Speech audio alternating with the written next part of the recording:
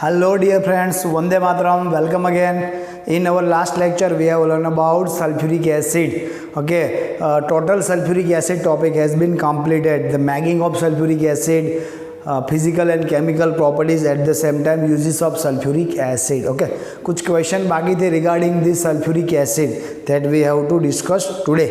और after this discussion we are going to start group number 70 halogen group number 17 sorry halogen group. Okay friends, first example 7.13 we have two different condition और ये दोनों condition में क्या हो सकता है that we have to suppose. First condition is concentrated sulfuric acid is added to calcium fluoride. Calcium fluoride is nothing but CaF2 and CaF2 is the salt of hydrofluoric acid HF and HF is nothing but the volatile acid. So हमने क्या पढ़ा था, if volatile acid salt react with sulfuric acid we will get salt of the sulfuric acid, at the same time volatile acid get back. So our answer should be calcium sulfate plus HF. And the second question, SO3 is passed through water, तो क्या होगा? When SO3 is passed through water, H2SO4 will be formed. H2SO4 बनेगा with fumes. Directly sulphur trioxide से जब H2O work करता है तो H2SO4 तो बनेगा, बट वहाँ पे कहीं बहुत ज़्यादा हमको फ्यूम्स देखने को मिलेगी. Clear? Okay. SO3 plus H2O will gives H2SO4 and there are three intake question also are there. 7.23 mention three areas in which H2SO4 plays the important role. H2SO4 का important कौन से areas में है that we have discussed in our uses of the sulfuric acid. वहाँ पे हमको तीन से ज़्यादा area मिल जाएंगे. 7.24 write the condition to maximize the yield of H2SO4 by contact process. कौन सी कंडीशन जो हम मेंटेन करेंगे then we will get high yield sulphuric acid. There are two different condition. First is temperature and second is pressure. Temperature near about 720 kelvin, at the same time pressure near about 2 bar. Clear? And the third question 7.25 y Ka2 is equal to Ka14H2SO4 in water, because H2SO4 is a strong acid. Quickly remove H plus in the water. H2SO4 will give 2H3O plus SO4 minus 2. Clear? So दोस्तों, now it's time to learn about group number 17 halogen group. Okay friends, so finally it's time to learn group number 17 halogen family. Okay, halogen family में कौन कौन से element है that we already know.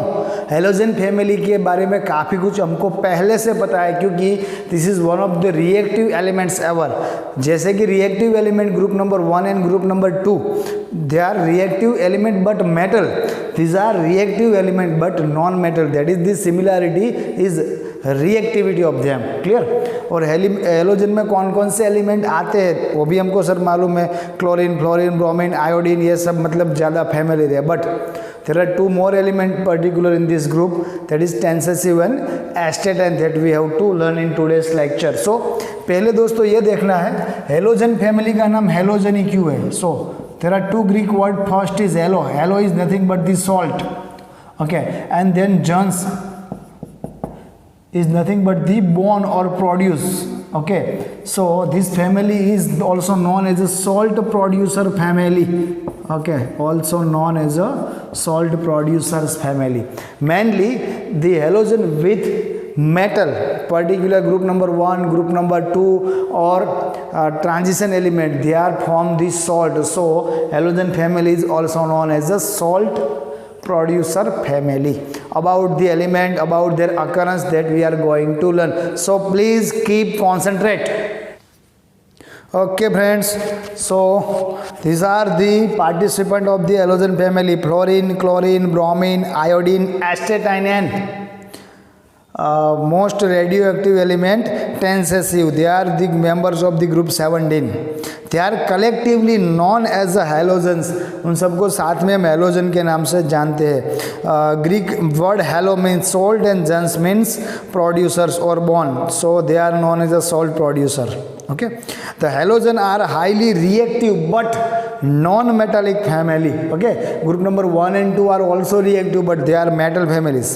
So like group number 1 and 2, the element of group number 17 shows a great similarity amongst themselves. Group number 1 2 के साथ उसकी similarity है, क्या similarity है? The similarity is their reactivity.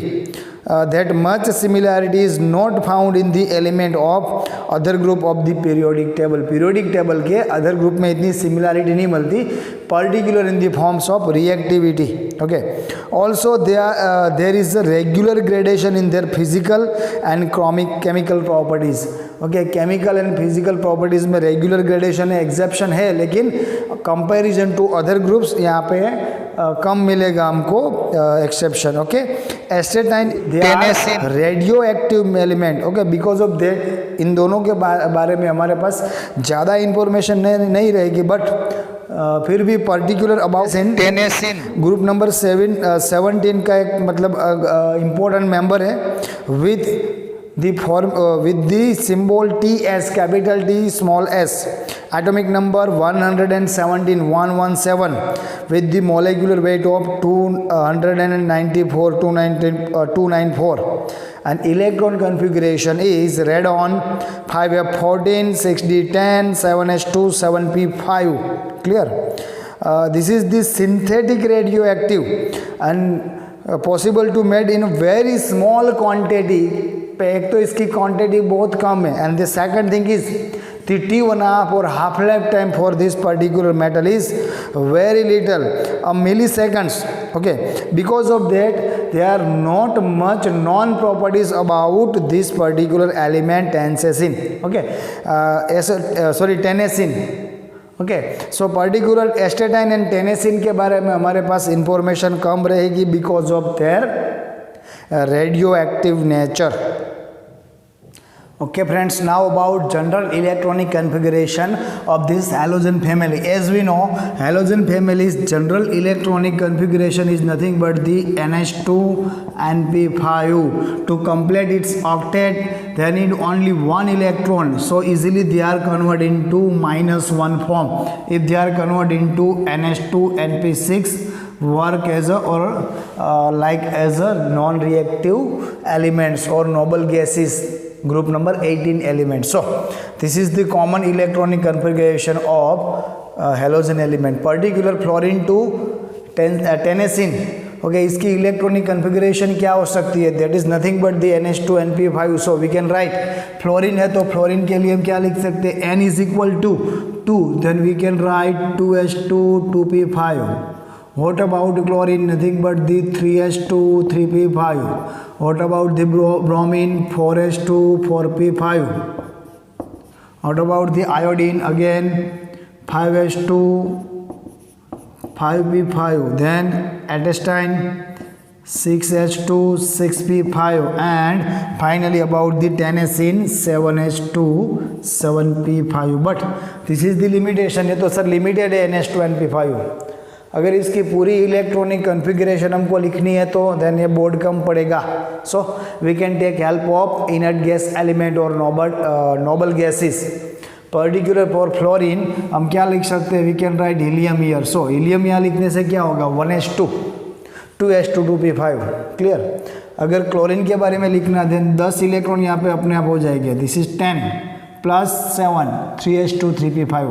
Okay, अगर हमको बात करनी है ब्रोमीन आयोडीन एटेस्टन एंड टेनेसिन तो क्या करना पड़ेगा? पूरा इनर्ट गैस एलिमेंट आपको यहाँ पे लिख देना पड़ेगा. Helium, neon, argon, krypton, xenon and finally radon. चलो इतना तो हो गया. बट जैसे हम नीचे आते हैं उसके साथ n-1d और एकदम नीचे आने के साथ n-1d एट द उसके साथ ही n-2f भी आएगा. सो यहाँ तक तो डी ग्रुप की कोई टेंशन नहीं है. बट यहाँ से क्या लिखना पड़ेगा? 3d10.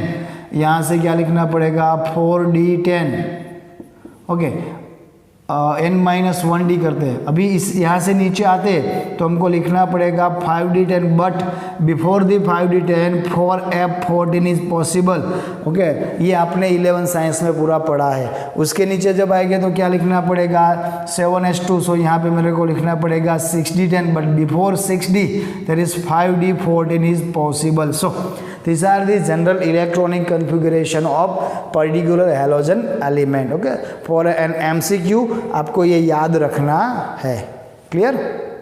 Okay friends, now it's time to learn some physical properties of the particular halogen group. Okay, इसको NCERT सीक्वेंस में किस तरह से लिखना है वो मैं आपको PDF फॉर्म में भेजने वाला हूँ। सो यहाँ से हमको अगर MCQ आया तो किस फॉर्म में हम याद रख सकते हैं उसके लिए कॉन्सेंट्रेट करना है। So please concentrate. ये क्वेश्चन ऑलरेडी ये आगे हो चुका है, हमने इसकी अकरेंस देखी थी। उसके पहले बेसिक इन्फॉर्मेशन जब ली थी तब भी हमको पता था कौन से कलर के हेलोजन हो सकते हैं और कौन से फॉर्म में हो सकते हैं। फिर भी यहाँ से दोस्तों एक बार फिर से, जैसे हम जानते हैं FnCl are in the form of F2NCl2, but difluorine and dichlorine are nothing but the gas form. So Cl2 is the gas form as well as Cl2 and F2, chlorine and fluorine both are in the gas form.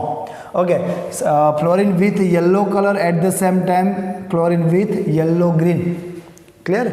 अगर हम बात करें Br2 की, then Br2 is in a liquid form. Clear? Sorry, Br2 is in a liquid form.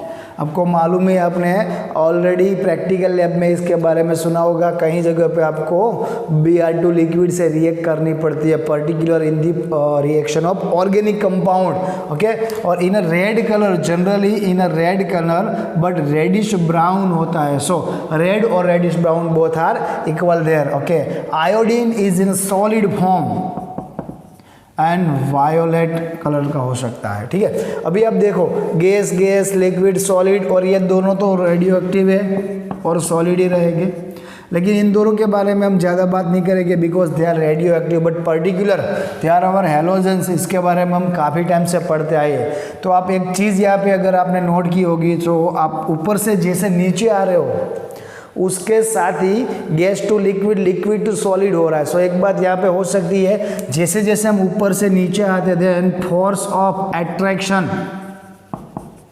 Force of attraction क्या हो रहा है, increase हो रहा है।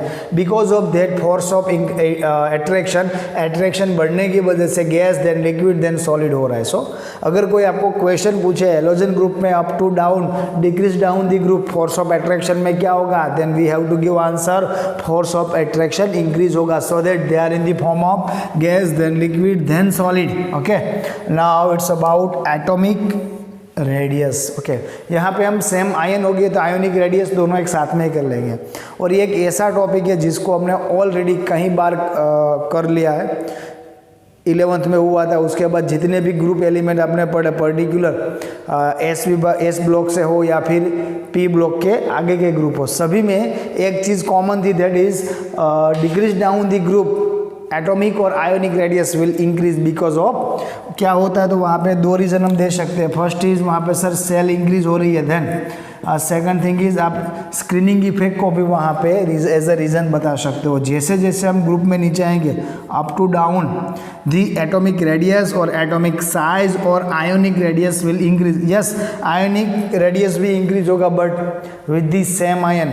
ओके, सबको -1 फॉर्म में up to down, -1 F-1 Cl -1 Br -1 I -1 then. Okay, अगर -1 फॉर्म में आप बोलते हो तो फिर उसकी आयोनिक रेडियस में क्या होगा, बढ़ोतरी होगी। Because suppose this is the outer shell of the fluorine, then fluorine की आउटर सेल से एक ऑर्बिट तो क्लोरीन में ज़्यादा ही होगी, ब्रोमीन में उससे भी एक ज़्यादा होगी। सो जैसे जैसे हम नीचे आते हैं उसके साथ ही सेल बढ़ रही है। स्क्रीनिंग इफेक्ट ये भी बता सकते हैं, जो सेंटर यहाँ से आउटर इलेक्ट्रॉन का अट्रैक्शन भी कम हो रहा है, because of that less attraction वो क्या होगा, स्प्रेड होगा, ज़्यादा बड़ा होगा। सो ये दोनों रीज़न है। आप from decrease down the group ionic and atomic radius will increase. Okay, then ionization energy और ionization enthalpy. Okay, ionization energy और ionization enthalpy, particular ionization energy और एंथैल्पी में एक चीज़ हमको याद रखनी है, particular the ionization enthalpy of this group is very much higher. ionization energy की वैल्यू यहाँ पे हायर है, क्यों? ओके, बिकॉज हम जानते हैं उसकी common electronic configuration they are NH2NP5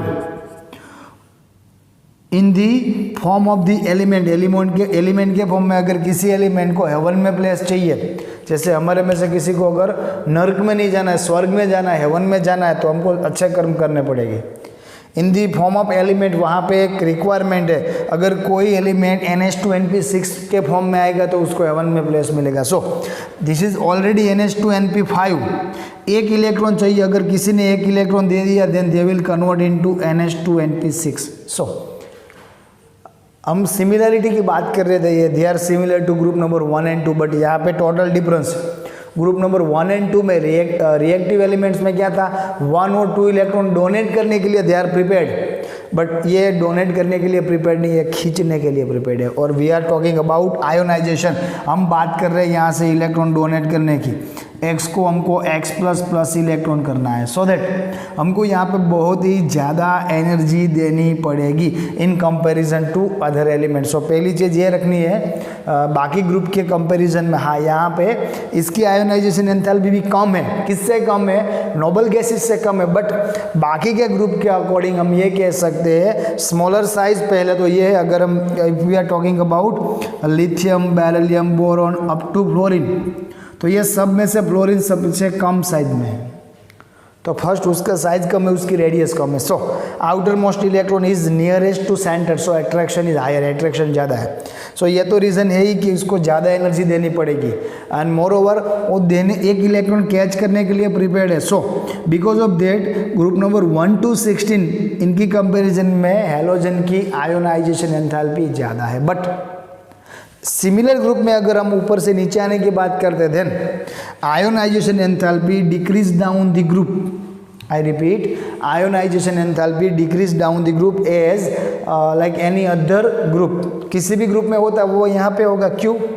इसका रीज़न ये है, जैसे नीचे आते, suppose this is the outer most electron, यहाँ पे इसको दूर करना है, नियर टू सेंटर अट्रैक्शन ज़्यादा है, ज़्यादा एनर्जी देनी पड़ेगी। But in comparison to fluorine, chlorine में क्या है sir, far away from the in comparison to fluorine, so attraction कम है, एनर्जी कम देनी पड़ेगी। इसके कंपेरिजन में क्लोरीन में और दूर है, इसके कंपेरिजन में आयोडीन में और दूर है। So ionization enthalpy is decrease down the group. Clear? Now electron gaining enthalpy और electron gaining energy, this is some more important, इसकी इंपॉर्टेंस ज़्यादा है। इसके दो रीज़न है, ज़्यादातर केस में हम इसको delta EGH electron gaining enthalpy EGH ऐसे लिखते हैं, और कहीं जगह पे आपको इस तरह से भी लिखना मिलेगा इलेक्ट्रॉन गेनिंग एनर्जी। ओके, ये दोनों फॉर्म में लिखा है, अगर आप कोई रेफरेंस में काम कर रहे हो तो चलेगा, कोई डिफरेंस नहीं है। उसको लिखने की पैटर्न अलग अलग हो सकती है, सो दैट डजेंट मैटर, उसकी कोई मैटर नहीं है। But electron gaining enthalpy actual में क्या, पहले हमको ये जल्दी से याद करना है sir, any element when catch the electron and convert into ion, most of the case they remove the some energy, कुछ एनर्जी रिमूव करेगा। क्यों? क्योंकि उसको इलेक्ट्रॉन मिल रहा है, कोई भिखारी है उसको कोई पैसे दे रहा है तो आशीर्वाद देगा। कहीं आपने कभी देखा कोई भिखारी को कोई डोनेट करने के बाद उसने इतनी बड़ी गाली दी? दैट इज़ नॉट पॉसिबल, वो आशीर्वाद ही देगा। इसी तरह से actually this is not a भिखारी, बट इन टर्म्स ऑफ भिखारी हम मान सकते हैं। क्यों?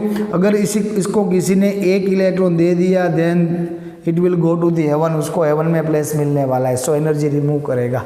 ओके, तो particular for the ionization enthalpy, always ionization enthalpy will positive, but electron gaining enthalpy positive भी हो सकती है और नेगेटिव भी हो सकती है। Most of the case negative, electron catch करने के बाद सभी एलिमेंट एनर्जी रिमूव ही करेंगे। बट अगर हम नोबल गैसेस की बात करें, they are not ready to accept the electron, उसको इलेक्ट्रॉन देने के लिए हमको एनर्जी भी देनी पड़ेगी। सो पर्टिकुलर यहाँ पे तो ऐसा ही है कि इलेक्ट्रॉन रिमूव होने के साथ हमको एनर्जी मिलेगी। सो इतना एक कंफर्म है, that is delta EGH is negative. अभी क्या होने वाला है दोस्तों, यही सीक्वेंस हम फिर से देखते हैं। अगर फ्लोरीन में इलेक्ट्रॉन है तो near to centre in comparison to chlorine, in comparison to bromine, in comparison to iodine, जितना इलेक्ट्रॉन सेंटर से नज़दीक है उतना इलेक्ट्रॉन जल्दी से कैच होगा, और जितना जल्दी से कैच होगा उतनी जल्दी और उतनी ज़्यादा एनर्जी रिमूव होगी। सो ये रेशियो ये होना चाहिए। यहाँ पे जो हम बात करेंगे, जो सीक्वेंस की बात करेंगे, sorry not ratio, sequence, that is particular negative energy. अगर मैं बताता हूँ कि अप टू डाउन और डाउन टू अप एनर्जी बढ़ती है, डेल्टा EGH की वैल्यू इंक्रीज हो रही है या फिर डिक्रीज हो रही है, that you have to suppose in a minus form. Negative energy increase हो रही है और at the same time negative energy decrease हो रही है। सो सर फ्लोरीन में सबसे नज़दीक है, सबसे नज़दीक होने के कारण फ्लोरीन की सबसे ज़्यादा एनर्जी रिमूव होनी चाहिए। और जैसे हम बात करेंगे आयोडीन की, तो आयोडीन को इसमें ज़्यादा इंटरेस्ट नहीं है। क्यों नहीं है? The centre of the iodine is, उसका डिस्टेंस आउटर मोस्ट ऑर्बिटल से काफ़ी दूर है। सो जो इलेक्ट्रॉन आ रहा है उसके लिए ये सेंटर को ज़्यादा कुछ मतलब इंटरेस्ट नहीं है, और उसके लिए और भी एक इफेक्ट है, और भी एक रीज़न है, दैट इज स्क्रीनिंग इफेक्ट। और बीच की जो ऑर्बिटल्स है वो उसको ज़्यादा इंट्रैक्शन नहीं होने दे रही है। सो ऐसा होना ज़रूरी है, फ्लोरीन, क्लोरीन, ब्रोमीन, आयोडीन, उसके साथ EGH की वैल्यू डाउन हो। सो हमको ये लिखना पड़ेगा delta EGH value, delta EGH value decrease down the group, okay, decrease down the group. तो ग्रुप में नीचे आने के साथ डिक्रीज होगी। बट यहाँ पे एक एग्जेप्शन है, that you have already learned in your 11th science. क्या एग्जेप्शन है सर? इन फ्लोरीन, फ्लोरीन के साथ क्या दिक्कत है? ये फ्लोरीन के साथ जो दिक्कत है वो दिक्कत मैं आपको यहाँ पे बताने की ट्राई कर रहा हूँ। Suppose this is the outer most orbital of the fluorine and this is the outer most orbital of the chlorine. यहाँ पे कितनी प्लेस है? 2s2, 2s1, 2s2, 2px1, 2py1, 2pz1, 2px2, 2py2 and 2pz2। Chlorine में क्या है? Outer most orbital में 3s1, 3s2, 3px1, 3py1, 3pz1, 3px2, 3py2, 3pz2। Then अभी यहाँ पे 3d के 10 और इलेक्ट्रॉन आ सकते हैं। फ्लोरीन में अगर कोई इलेक्ट्रॉन जाने की ट्राई करेगा तो क्या करेगा? बाकी के इलेक्ट्रॉन उससे रिपल्सन करेंगे because of same charge, negative charge. So fluorine में इजीली इलेक्ट्रॉन नहीं आ सकता। एक तो उसका रेडियस कम है और दूसरी है इलेक्ट्रॉन रिपल्सन ज़्यादा होगा। यहाँ पे क्या होने वाला है? बहुत सारी प्लेस है, कहीं पे भी जाके बैठ जाएगा, हमको क्या है? सो रिपल्सन कम होगा। सो वॉल्यूम ज़्यादा है क्लोरीन का, उसके बावजूद भी क्लोरीन की इलेक्ट्रॉन गेनिंग एंथैल्पी किससे ज़्यादा है? फ्लोरीन से ज़्यादा है। सो हमको ये सीक्वेंस याद रखना पड़ेगा, that chlorine, then bromine and iodine. So this is the exception, ये एग्जेप्शन याद रखना है। देन जनरली इससे जो एसिड मिलेंगे, binary acid, particular I am talking about binary acid, उसका एसिडिक स्ट्रेंथ का क्वेश्चन आगे एक बार एग्जाम में आ चुका है, इन कॉम्पिटिटिव एग्जाम। इसके लिए मैंने यहाँ पे इसको इंडिकेट किया है। The binary acids of the halogen are nothing but the HF, HCl, HBr and HI, they are nothing but the binary acid of the halogen. और इसका क्वेश्चन जो आ चुका है, that is the order of the acidic strength, कौन सा ज़्यादा acidic है और कौन सा कम एसिडिक है। यहाँ पे तो सर बहुत सिंपल फॉर्मूला, जो जल्दी जितनी ज़्यादा मात्रा में हाइड्रोजन को रिमूव कर सकता है वो ज़्यादा एसिडिक है। अगर हम कंपैरिजन करें, suppose this is the hydrogen and this is the fluorine, then this is the hydrogen and this one is chlorine, then this is hydrogen and this one is bromine, then this is hydrogen and this one is iodine. Okay, this is the bond length. Okay, मेरे सुंदर diagram पे मत जाना, concept पे ध्यान रखना। कौन सा बॉन्ड यहाँ पे इजीली टूटेगा? सर ये बॉन्ड सबसे ज़्यादा, सबसे इजीली टूट सकता है, ब्रेक डाउन हो सकता है बिकॉज ऑफ इट्स लेंथ। हमको मालूम है जितनी ज़्यादा लेंथ होगी, बॉन्ड लेंथ ज़्यादा होगी, उतनी उसको तोड़ने में एनर्जी कम देनी पड़ेगी। सो HI में से जल्दी से ज़्यादा मात्रा में H+ रिमूव होगा। So HI is most acidic in nature, then HBr, then HCl, then HF। So increasing order और डिक्रीजिंग ऑर्डर कुछ भी हो सकता है, एग्जाम में एक बार आ चुका है, आगे भी आ सकता है। सो आपको दोस्तों ध्यान रखना है। Then bond dissociation enthalpy particular in the form of X2। और यहाँ पे एग्जेप्शन दोस्तों, एग्जेप्शन विथ रीज़न है। ज़्यादातर केस में एग्जेप्शन हम किसको बोलते हैं? मतलब जिसका कोई रीज़न ना हो बट पर्टिकुलर और प्रॉपर्टी याद रखनी हो। यहाँ पे एग्जेप्शन है लेकिन उसके लिए पर्टिकुलर रीज़न भी है। सपोज अगर यही फॉर्म में हम बात करें, suppose this is fluorine and fluorine F2, then this is chlorine and chlorine, then this is bromine and bromine. और ये थोड़ा ब्रोमीन बड़ा हो गया, समझ जाना आप। Okay, then this one is iodine and iodine. Okay, so सबसे ज़्यादा सर बॉन्ड लेंथ तो हमको यहीं पे मिल रही है, सो सबसे जल्दी तो यही आयोडीन ही टूटेगा। तो सबसे कम bond dissociation enthalpy particular bromine iodine की होगी, I2 की होगी। Okay, that's for sure I2 की है। सो अगर मेरे को सबसे कम बॉन्ड डिसोसिएशन एंथैल्पी किसकी लिखनी है, that I will write I2, the smallest or last bond dissociation enthalpy among the F2Cl2 Br2 I2 is I2। But सबसे ज़्यादा किसकी होगी, किसको सबसे ज़्यादा एनर्जी देनी पड़ेगी? और अनडाउटली सर ये फ्लोरीन को ही ज़्यादा देनी पड़ेगी, बिकॉज अगर आपके पास मतलब एक बहुत बड़ी लकड़ी है ना, उसको ब्रेक डाउन करना है पॉसिबल है, उसको तोड़ते तोड़ते अगर इसको ब्रेक डाउन करना है समाव ये पॉसिबल है, लेकिन अगर कोई बोल दे सर इसको ब्रेक डाउन करके दिखाओ तो ज़्यादा एनर्जी देनी पड़ेगी, बॉन्ड लेंथ डिक्रीज हो रही है। तो आप बोलोगे सर सबसे ज़्यादा ये फ्लोरीन की होगी, बट फ्लोरीन की सबसे ज़्यादा नहीं है। सर क्या बात कर रहे हो, ये तो होनी चाहिए। हाँ लेकिन नहीं है, जिस तरह से यहाँ पे एग्जेप्शन था सेम एग्जेप्शन और ईयर क्या होगा फ्लोरीन में 1 2 3 4 5 6 and 1 electron, again 1 electron of the second fluorine 1 2 3 4 5 6, that is electron electron repulsion. जो फ्री इलेक्ट्रॉन पेयर है इन सब का जो रिपल्शन है because of this shortest bond length, ये बॉन्ड लेंथ कम है, दोनों फ्लोरीन में डिस्टेंस कम है। ओके, डिस्टेंस कम है तो क्या होगा, एक दूसरे के साथ रिपल्शन ज़्यादा होगा, बिकॉज ऑफ रिपल्शन एक दूसरे को धक्का ज़्यादा मारते हैं, इसको ब्रेक डाउन करने के लिए ज़्यादा एनर्जी इम्प्लांट नहीं करनी पड़ेगी, that is the fact. Suppose एक फैमिली, आपके रिश्तेदार में से कोई एक फैमिली है और वो फैमिली में मेरे छोटे बच्चे और आपके घर पे भी छोटे बच्चे हैं, लेकिन उन दोनों में मतलब एकदम अच्छा वाला प्यार है, कुत्ते बिल्ली वाला, वो जितने दूर है उतना ही स्टेबल है। एक दिन किसी एक के घर पे भेगा, वो जिसका भी घर है वहाँ पे जिसके भी खिलौने होंगे उसके लिए मार धाड़ शुरू हो जाएगी, रिपल्शन ज़्यादा होगा।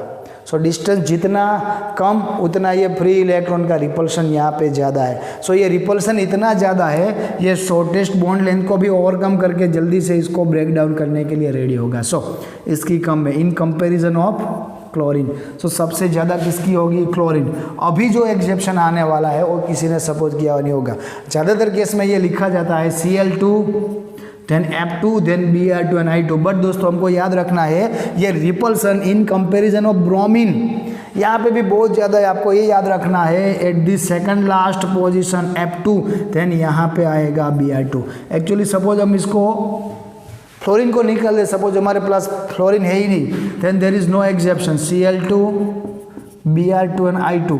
As the increase in radius, as the increase in bond length, उसके साथ ही क्या होगा, बॉन्ड डिसोसिएशन एंथैल्पी कम हो रही है। बट अगर F2 के बारे में पढ़ते हैं तो F2 को यहाँ पे लिखना पड़ेगा at the second last position.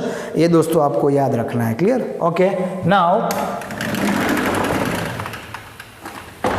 Oxidising properties of the particular given element, fluorine chlorine bromine iodine. Sir ये टेस्टाइन नहीं है, टेनेसिन नहीं है, दे आर रेडियो एक्टिव, उसके बारे में अभी ज़्यादा बात नहीं कर सकते।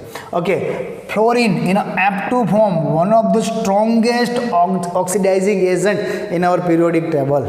ओके, क्यों ऑक्सीडाइजिंग एजेंट है, because F2 plus H2 gives HF plus O2, HF hydrofluoric acid plus H2O2 होगा। और this is the unique reaction in comparison to Cl2 Br2 and I2। ये अलग रिएक्शन है, यहाँ से क्या होगा, O2 रिमूव होगा। और आगे दोस्तों यहाँ पे भी एक क्वेश्चन आ चुका है इन योर कॉम्पिटिटिव एग्जाम, सो याद रखना है दोस्तों।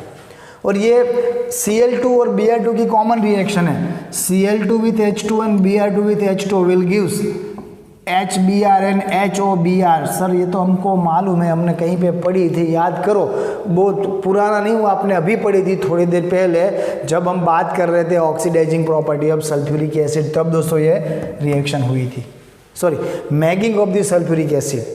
ओके, वहाँ पे दोस्तों ये रिएक्शन हमने पढ़ी थी, Cl2 plus H2O Br2 plus H2O gives HCl plus HOCl and HBr plus HOBr। ये डिस्प्रोपोर्शनेशन रिएक्शन थी। What about I2? I2 can not react with H2O, that you have to remember. I2 can not do any reaction with H2O, clear? सो ये तीनों की reaction हो सकती है, but F2 की reaction है जो अलग है। ओके, इसके साथ एक बात याद रखनी थी, extreme oxidation power of F2 F2 का ऑक्सीडाइजेशन पावर एक्सट्रीम है because due to its small size and high hydration enthalpy, उसकी हाइड्रेशन एंथैल्पी एकदम ज़्यादा है, उसके साथ हाइड्रेशन एंथैल्पी ज़्यादा है, उसके साथ क्या है तो कि उसके साथ हम सर ये बता सकते हैं उसकी हाइड्रेशन एंथैल्पी भी बहुत ज़्यादा है, सॉरी साइज कम है, आई रिपीट साइज कम है और हाइड्रेशन एंथैल्पी बहुत ज़्यादा है। सो नाउ एच बॉन्डिंग में ये भी क्वेश्चन आ चुका है, जितने क्वेश्चन आ चुका है that we have to add here. H bonding से कौन सा और क्या क्वेश्चन आ चुका है, तो question from H bonding is HF, HCl, HBr और HI में सबसे स्ट्रॉन्ग एच बॉन्ड कहाँ पे, अनडाउटली दैट इज HF, ये तो मालूम ही था सर। पूरे मतलब जितने भी कंपाउंड पॉसिबल है वहाँ पे जहाँ जहाँ पे भी फ्लोरीन होगा उसका ही हाइड्रोजन बॉन्ड सबसे ज़्यादा स्ट्रॉन्ग हो सकता है because it's high electronegativity.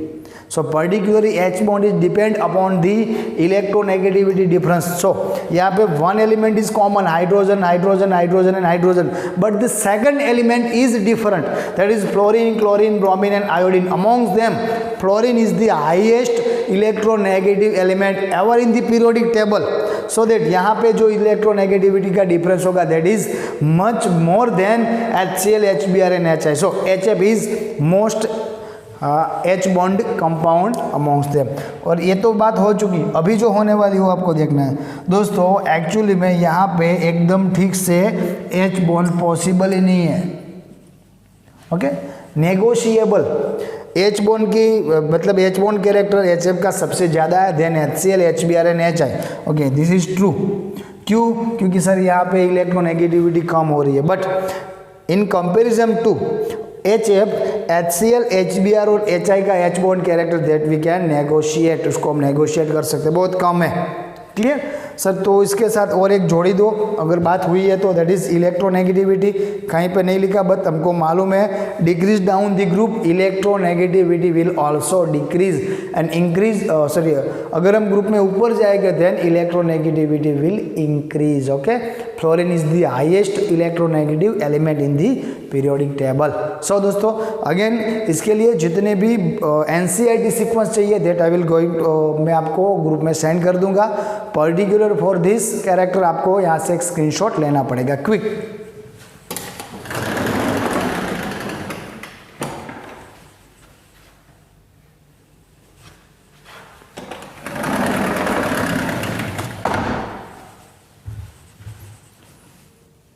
Okay friends, so now again physical properties of the halogen, okay. और ये physical properties of the halogen, उसके आगे मैंने एक वर्ड यूज़ किया अगेन क्यों यूज़ किया, बिकॉज इसमें से सभी प्रॉपर्टीज हमने ऑलरेडी डिस्कस कर ली है। सो खाली हमको रिवाइज करना है। First is F2 and Cl2 are in the gas form that we know, Br2 in a liquid form and I2 is in a solid form, that is due to force of attraction.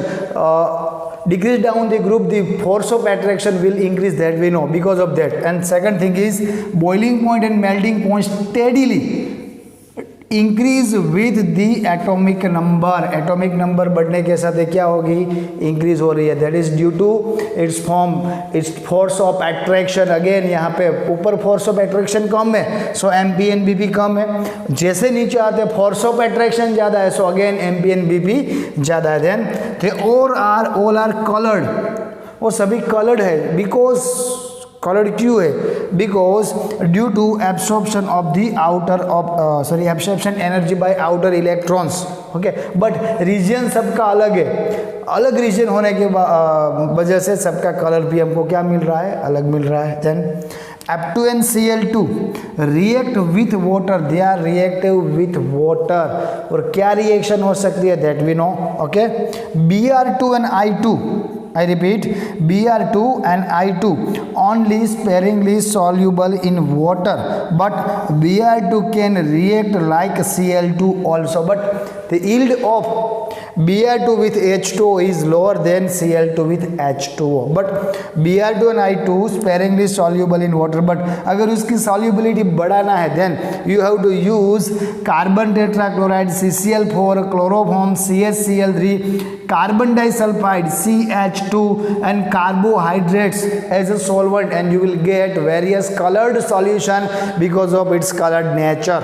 Okay, and the last point is about dissociation enthalpy, which you already know. Dissociation enthalpy में क्या होने वाला है? The highest dissociation enthalpy किसकी होगी? Cl2 की, और सबसे कम किसकी होगी? I2 की। और यहाँ पे हमने एक एग्जेप्शन टेक्स्ट बुक से थोड़ा आगे जाके करा था, यहाँ पे आएगा F2 और यहाँ पे आएगा Br2। ओके, एक्चुअली ज़्यादातर केस में खाली इतनी बात होती है in comparison of Cl2 and F2। F2 की ज़्यादा होनी चाहिए लेकिन Cl2 की ज़्यादा है, so that the order is, और ऑर्डर इस तरह से लिखा जाता है Cl2 then F2 then Br2 then I2, but इसको भी याद रखना है Br2 से भी कम है because of electron electron repulsion. Okay, so friends, ये लेक्चर में जितना काम हुआ उन सब की board regarding, NCERT regarding PDF में आपको सेंड कर दूंगा। टिल देन पढ़ते रहिए।